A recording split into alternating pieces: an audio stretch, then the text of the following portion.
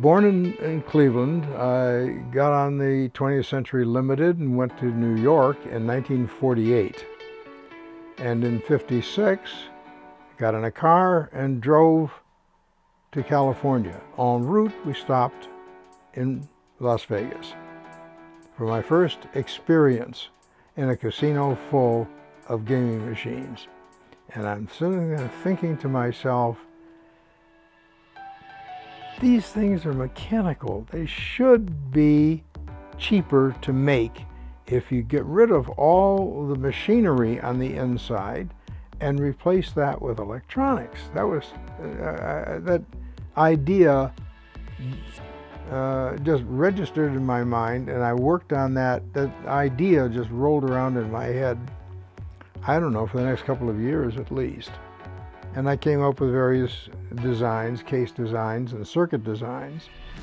And integrated circuits hadn't come in yet, so I was working with transistor logic in order to make this work. Well, that transistor logic is, it takes quite a bit of circuitry to make one bit.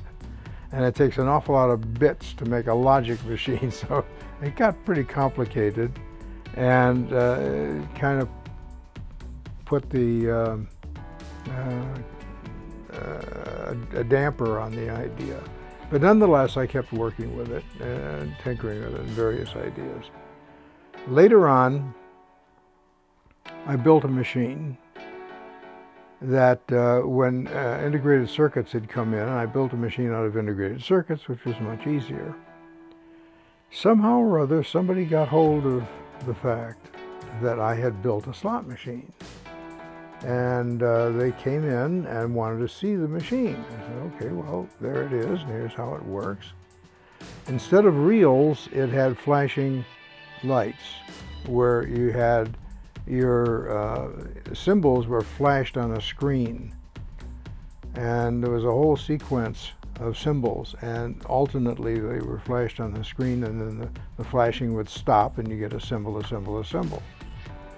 And he looked at this and he says, have you guys got a company? I said, well, we don't, but we could very shortly. He said, well, why don't you put this together as a company, and I and my associates will buy into it. What do you think of that? I almost lost my upper set. It seemed like a terrific idea. Anyway, before he left, he wrote us a check for $5,000, I and my associates. Got a check for $5,000. We're off and running. I'm going to be in the slot machine business. At any rate, that was my first involvement. Okay. He had us relocate to Vegas. You couldn't build slot machines in California. It was illegal to be in the same room with a slot machine in California. The laws against slot machines in California were so draconian. I believe the wording was, you could not be present with a machine that dispensed, it was coin operated, dispensed nothing of value, and operated in a manner unpredictable by the operator. A perfect description of a pay telephone, okay? At any rate, we relocated to Vegas, set up a facility in Vegas, and we went to work. Designed the machine, built the prototype. And before I know it, he picked up everything, lock, stock, and barrel, and moved it to upstate New York, where he had a company that was going to be manufacturing these machines. And this began to make me more than a little nervous. It turned out, to make a long story short, he wasn't even a little bit interested in slot machines. He was interested in stock manipulation. The whole thing was a stock scam. He took the thing public, raised $1 million, and where the $1 million went, I don't know. But once he had done that, I and the crew literally were fired. That was it. You're lost and gone. Goodbye. Get out of here. We're done. We had done an agreement for $50,000. Well, there were the two partners and myself, and that got sliced up between the three of us. which meant I had $15,000 in my pocket. Okay, fine. So what am I going to do with that?